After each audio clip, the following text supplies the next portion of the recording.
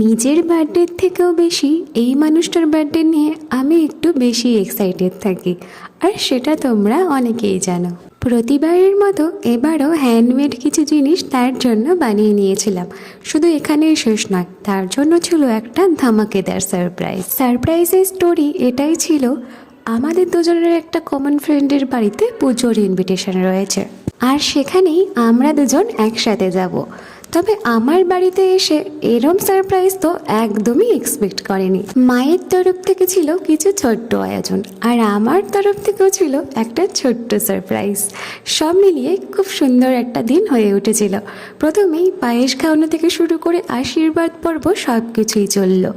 এতটাই খুশি হয়ে গিয়েছিল, আনন্দে কেঁদেই ফেলেছিল বেচারি। শুধু ওখানেই শেষ নয়, এবার তো গিফট দেখার পালা।